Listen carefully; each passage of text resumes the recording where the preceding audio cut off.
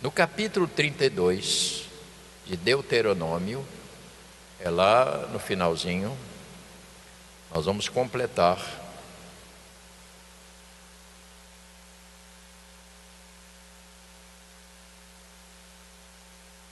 capítulo 32,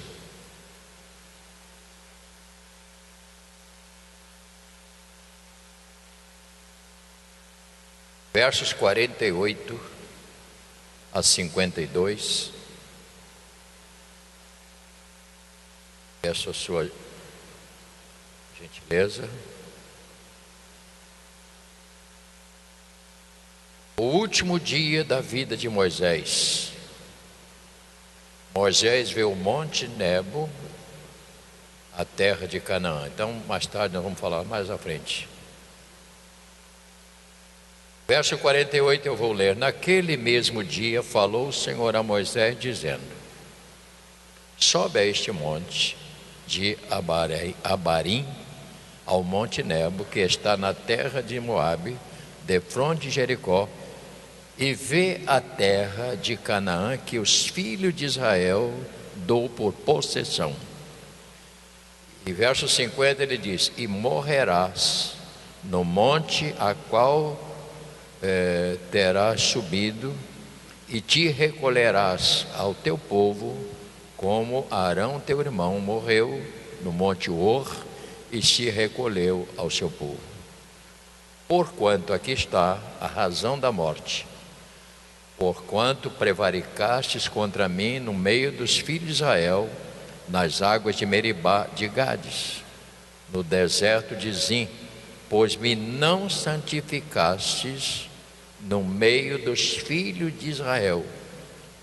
E ele aqui diz a sentença: pelo que verás a terra defronte de ti, porém não entrará nela, na terra que eu dou aos filhos de Israel. Oremos. Nosso Deus e Pai, abençoa-nos e nos introduz na Tua Palavra, que o nosso coração e a nossa mente possa estar ocupada neste momento com este assunto, porque este assunto também fala sobre a nossa vida, sobre o nosso futuro. Abençoa, portanto, o que nós vamos falar e comentar com os irmãos, que isto não seja enfadonho, mas seja até um momento de uma despertar da nossa própria vida, que às vezes vivemos sem perceber que os dias estão se passando. Dá-nos a graça para transmitir esta pequena palavra, no nome de Jesus. Amém. Podeis sentar. Algo que deve nos apaixonar é a fidelidade. Coisa fantástica. É a fidelidade de Deus, que vem conduzindo a sua aliança de maneira tão profunda, e tudo que prometeu a Abraão, nós vamos ver que Josué mais tarde vai assumir e vai entregar as terras para que os filhos de Israel possam herdar. Então, o que nos deve apaixonar, eu volto a insistir, é a fidelidade de Deus. Ouça o que eu vou te dizer: você está servindo a um Deus fiel, mas ao mesmo tempo um Deus que não vai deixar barato se nós infringirmos as suas leis. Então a vida cristã, ela exige de mim e de você lealdade tal como Deus é leal, firmeza como Deus é firme nas suas promessas. Então eu, ao ler esses assuntos, eu tenho lido, eu tenho procurado meditar sobre isto, e uma das coisas realmente que eu estou muito apaixonado é o tratamento que Deus dá à sua própria palavra, de cumprir integralmente tudo que prometeu, porque senão ele não seria um Deus digno de crédito, se ele não cumprir a sua palavra. Então isso é importante a gente colocar dentro do nosso coração. Como Deus tratou a Moisés e também com ele usou todo Moisés no seu tempo falando, mas como Deus honrou. Vai para o capítulo 34 e vamos ler todo o capítulo 34. Peço a sua gentileza, a sua atenção e também a sua paciência. Porque para mim seria muito mais fácil pregar uma mensagem, eu prego em qualquer texto que você me der, eu sei fazer. Sei pular, sei dar glória a Deus, pular, gritar. Mas a pergunta é, que efeito isto vai ter? Porque nós não podemos viver só disso, nós temos que ter uma capacidade mais forte de ouvir. Eu prego até naquela página em branco da Bíblia, se você me der, eu sei pregar sobre aquela página em branco e dizer por que ela está em branco. Mas isso é uma maneira, será que vai alcançar? Então nosso assunto aqui não é uma pregação, é trazer a cada um de vocês a um entendimento. Presta atenção no capítulo 34, que fala sobre a morte de Moisés. Eu sei que ninguém gosta de falar em morte. E tem gente, quando a gente fala em morte, ele fica até fazendo o sinal da cruz. Porque tem medo de morrer. Crente não tem medo de morrer, porque eu sei para onde eu vou. Eu não tenho problema com isso. Eu só vou mudar de lugar. E lá não vou pagar conta de luz, nem telefone, nem de internet, nada. A morte de Moisés. Então subiu Moisés das campinas de Moabe ao monte Nebo, ao cimo de Pisga, que está defronte de Jericó, e o Senhor lhes mostrou toda a terra de Gileade até Dan. Que coisa fantástica, Deus levando seu amigo para lá. E também todo Naftali, a terra de Efraim, de Manassés, toda a terra de Judá, até o mar ocidental. E o Neguebe e a campina do vale de Jericó, a cidade das palmeiras até Zoar. Disse-lhes o Senhor: esta é a terra que sob juramento eu prometi a Abraão, a Isaque e a Jacó, dizendo: tua descendência darei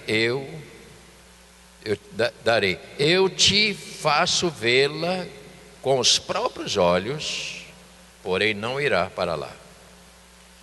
Assim morreu ali Moisés, servo do Senhor, na terra de Moabe, segundo a palavra do Senhor. E este o sepultou.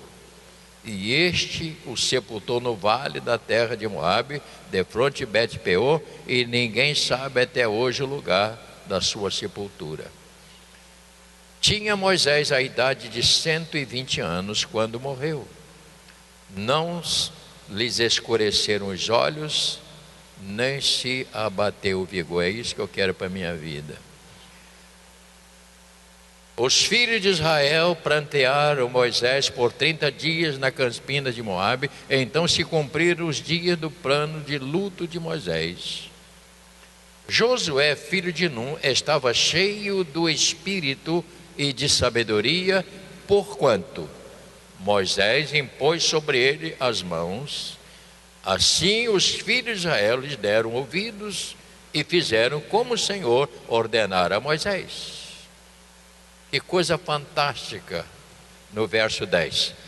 Nunca mais se levantou em Israel um profeta algum como Moisés, com quem o Senhor houvesse tratado face a face.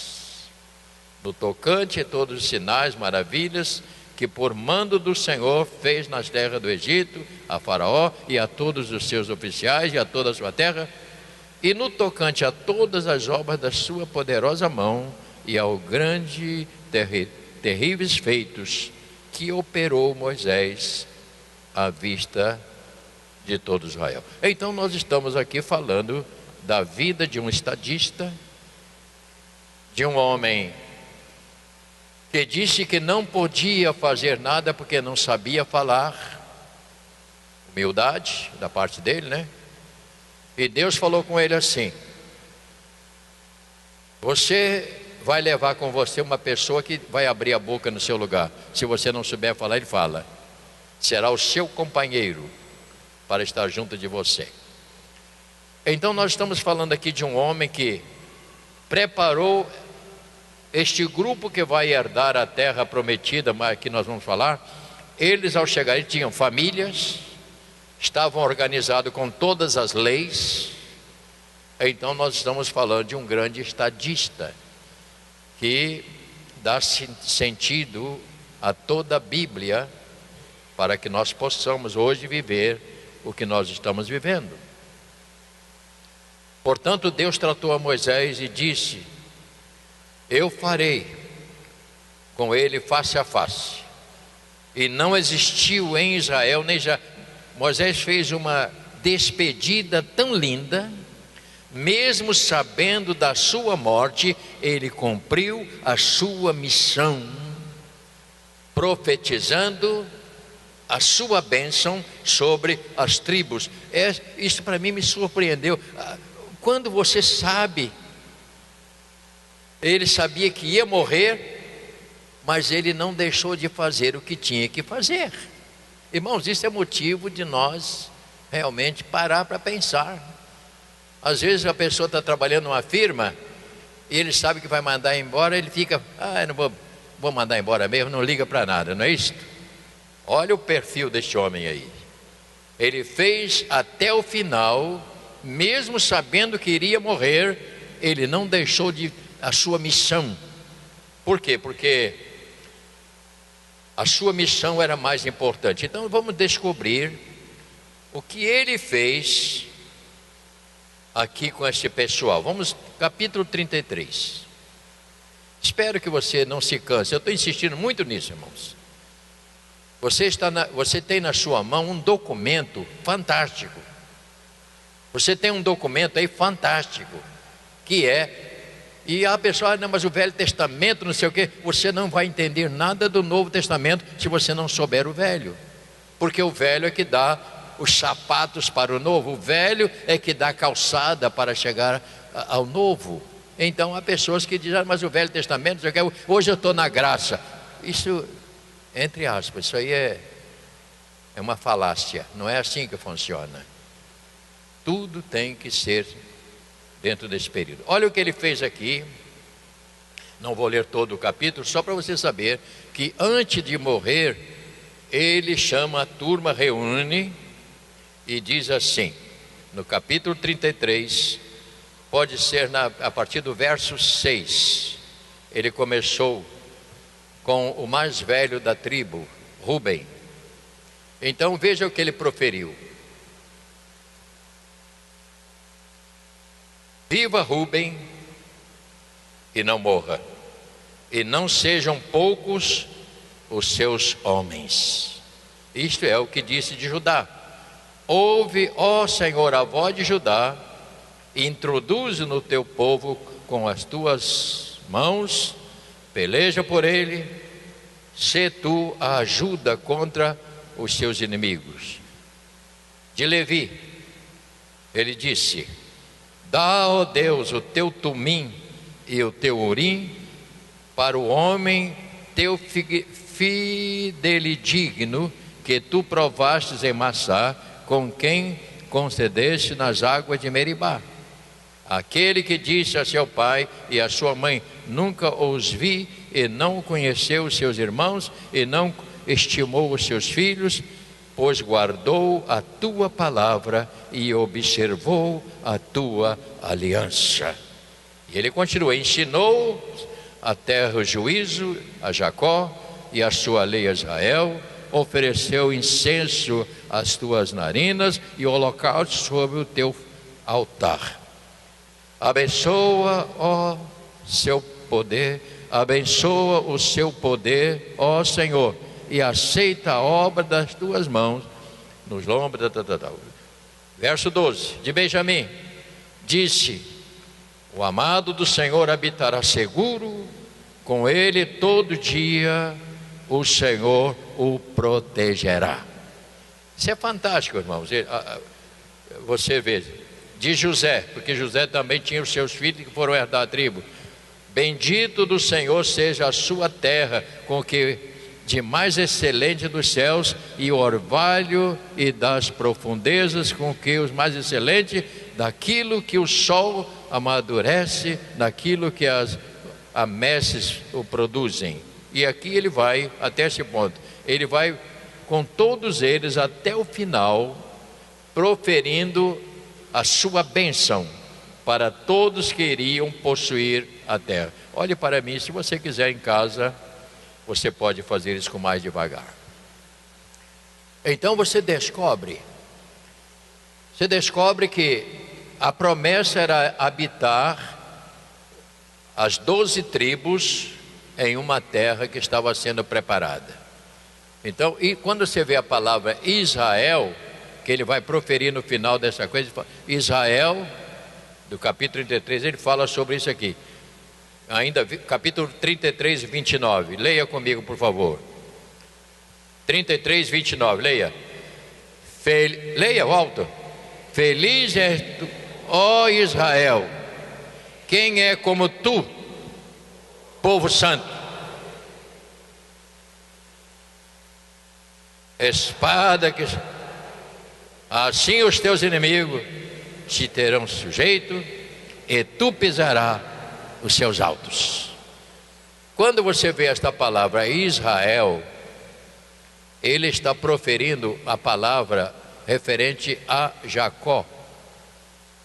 Então Jacó não será o seu nome, mas sim Israel. E é o que dá sentido às tribos que foram habitar nas regiões. Nós vamos falar, porque só Josué mais tarde, nós vamos depois ver Josué que vai dar posse a cada um deles, dizendo: esta parte aqui é sua, esta parte é sua, você vai fazer isso e aquilo. Deus é um Deus organizado. Portanto, aqui nós temos o primeiro princípio. No capítulo 12 de Gênesis, dá uma olhada direitinho para o irmão, vê se ele não está com os olhos de cochilando. Disfarçadamente, hein?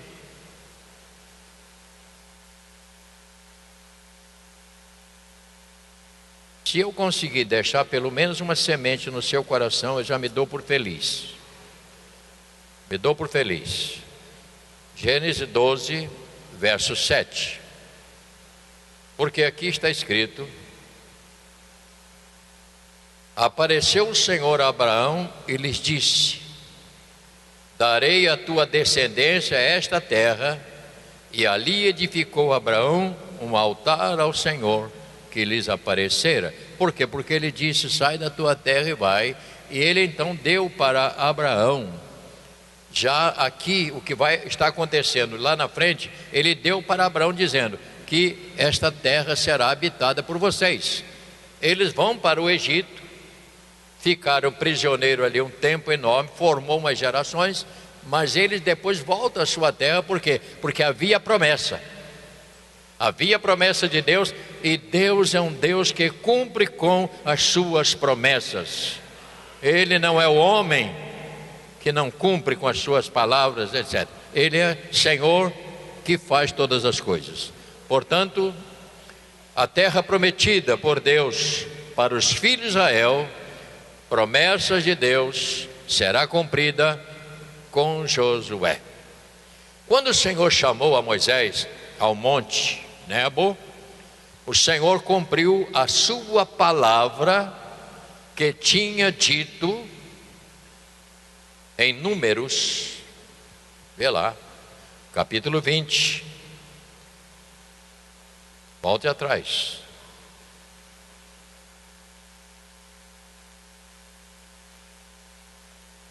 Números,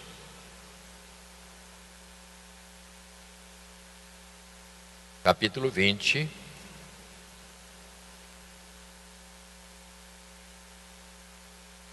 Isso, eu espero que você esteja com a sua Bíblia bem legal. No capítulo 20, versos 2 a 13. 2 a 13, vamos lá.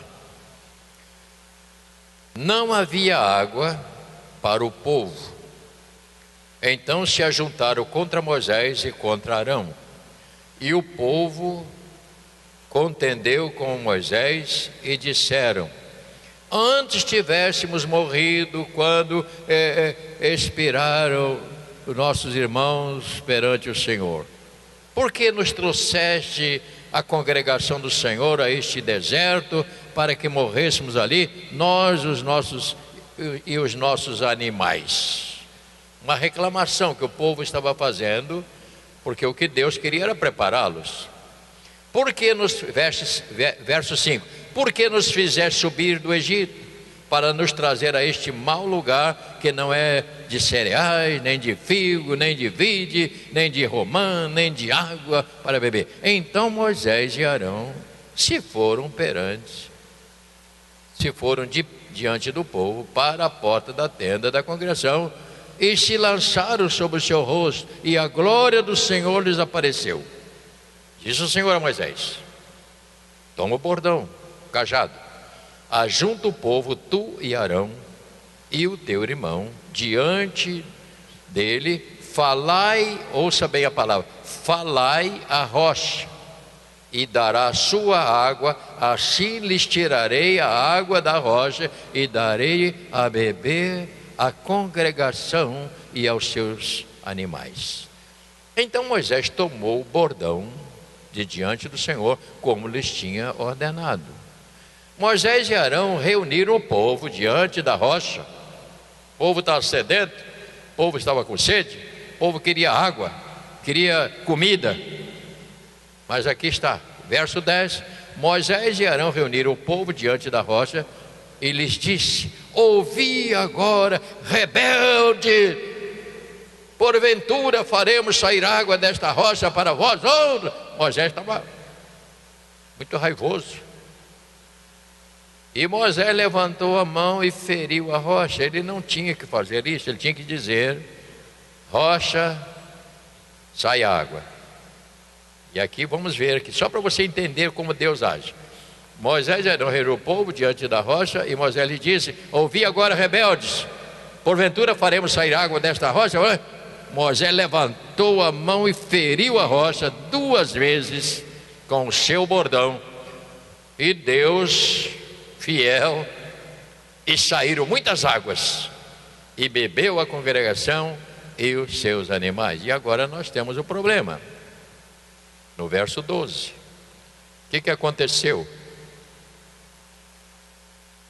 Mas o Senhor disse a Moisés e a Arão: visto que não crestes em mim, para me santificardes diante dos filhos de Israel, por isso não fareis entrar este povo na terra que eu lhe dei. Olha, ouça bem o que eu vou dizer a você.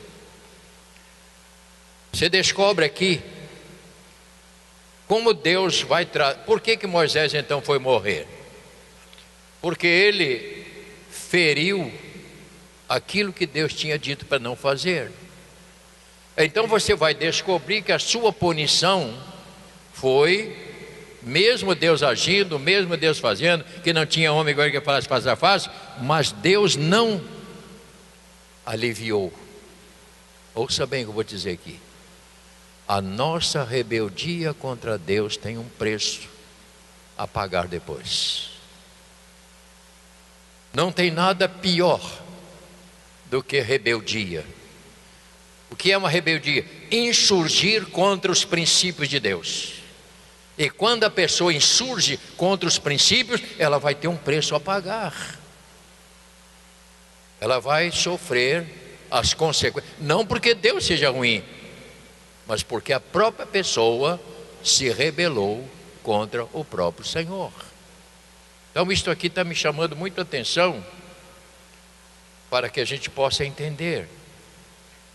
Então o Senhor chamou Moisés, e o Senhor cumpriu a sua palavra, que tinha dito que ele não entraria. Então Deus é um Deus que cumpre a sua palavra, tanto para um lado como para o outro. E as pessoas pensam: não, Deus é um abençoador, porque Deus é um...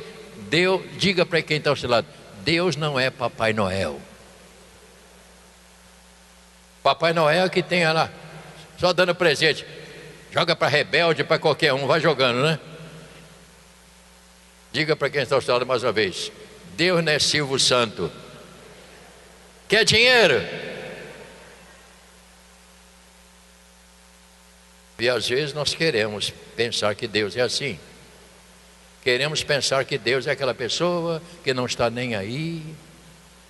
Ele está te vendo. Não só está te vendo, Ele sabe que você está pensando. Ele sabe que está dentro da cuca. Porque Deus tem a onisciência. O diabo não tem. E esta é a raiva do diabo. Porque o diabo não sabe o que você pensa. Ele não tem a onisciência. A onisciência só o Senhor tem. Moisés chama o povo e diz: eu vou expiar o meu pecado. Irmão, isso é triste. Moisés reúne o povo e diz: olha, gente, tenho que falar com vocês uma coisa. Eu agora vou expiar o meu pecado. Eu serei punido pelo mal que fiz. Irmãos, isso tem que ter muita coragem de ele chegar a essa conclusão, dizer para o povo o qual ele tinha trazido, conduzido, dando palavra, orientando. Ele agora chega diante da congregação e diz para eles: eu agora vou pagar o preço da minha rebeldia. Eu vou pagar o preço de não ouvir o que Deus falou. Porque Deus não tinha mandado ele bater na rocha. Ele diz: você fala. E qual foi o crime que ele cometeu? Ele não permitiu o povo glorificar a Deus. Porque se ele tivesse feito, o povo ia glorificar a Deus por aquilo que tinha acontecido na rocha.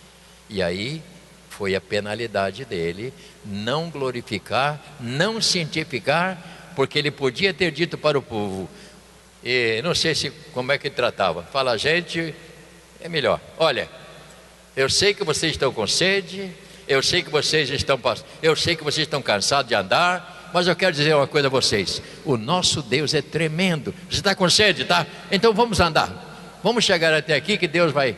E ele podia falar: rocha, segundo a ordem do Senhor Deus, tira a água para o pessoal. E a água jorrava, e Deus seria glorificado. Mas ele não fez. Por outro lado, Deus sabia que o povo estava com sede, e ele deu água.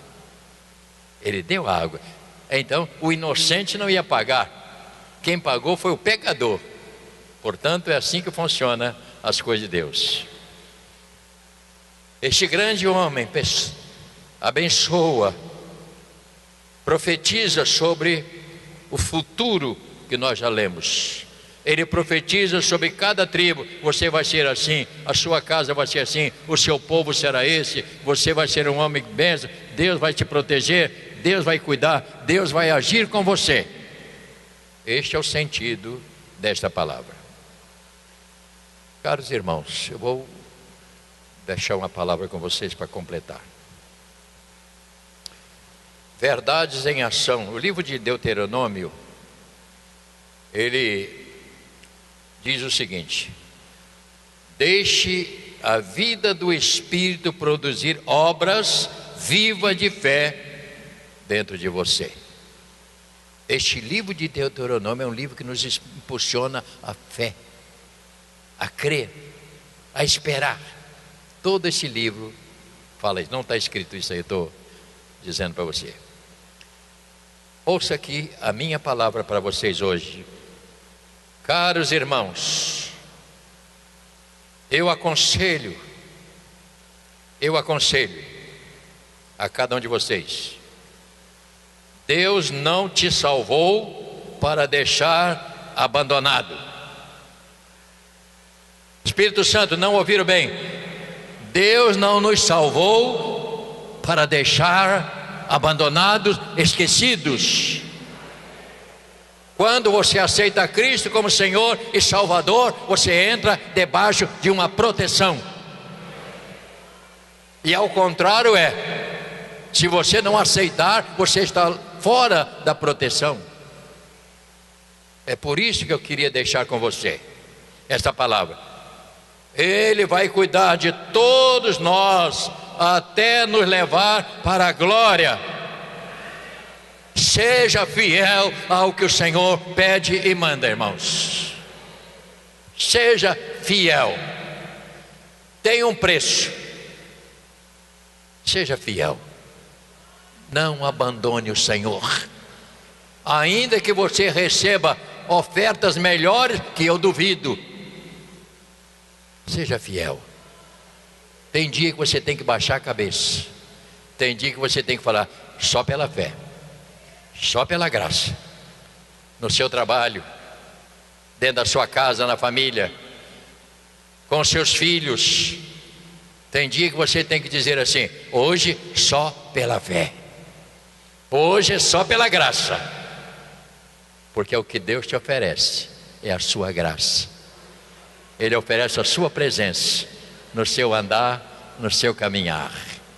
Louvado seja o nome do Senhor. Portanto, fique com essa palavra no seu coração, tá bom? Deus é Deus. Eu termino dizendo: assim como os filhos de Israel ou de Jacó entraram na terra prometida, ouça bem, nós vamos possuir a nossa herança, a vida eterna em Cristo Jesus. Se você crê nisso, dê um forte aplauso a Jesus. Essa é a nossa herança, vida eterna.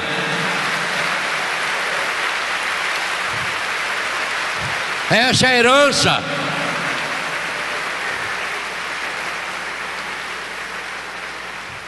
Não importa se você vai viver 70, 80, 90, não importa. Idade nessa altura não conta. O importante é que você, ao sair desta vida, você estará entrando na sua herança eterna, que o Senhor foi preparar para cada um de nós, segundo João registrou. Eu vou preparar o lugar, e quando eu preparar, eu voltarei e vos receberei para mim mesmo. Por quê? Porque onde eu estou, vocês também estarão comigo por toda a eternidade. Louvado seja o nome do Senhor. Portanto, meus irmãos, é com muita tristeza que a gente chega ao final, tristeza num sentido de ver um grande homem, um excelente, um homem brilhante, um homem espetacular, mas igualzinho a mim e a você, que está sujeito a cometer falhas. Mas lembrete é que Deus não terá por inocente. Ele vai expiar o pecado de cada um. Ele vai dizer: você fez isso, o Senhor nos guarde, que o Senhor nos proteja, que o Senhor nos dê graça para caminhar no dia a dia. Então, o próximo cenário, um servente, Josué, engraxava as sandálias de Moisés. Josué carregava a pasta de Moisés. Sim, Senhor, e agora? Moisés fazia, esperava. Mas ele agora é chamado. Tudo que você aprendeu com Moisés, menos uma coisa, você vai praticar. Conduza o meu rebanho. Moisés orou por ele, impôs a mão, deu autoridade, e você vai ouvir a autoridade que ele teve na regência. Você vai atravessar o Jordão, e ele fez isto. Mas agora nós estamos falando de uma multidão de pessoas, porque cada tribo tinha 30 e tantas mil pessoas já. Que Deus te abençoe, que você tenha paciência de poder estar sempre ouvindo o que nós estamos falando aqui e tendo no coração o desejo: Senhor, eu vou andar mais perto do Senhor. Eu queria convidar os irmãos para cantarmos uma canção. Eu vou ter 10 minutos de atraso só.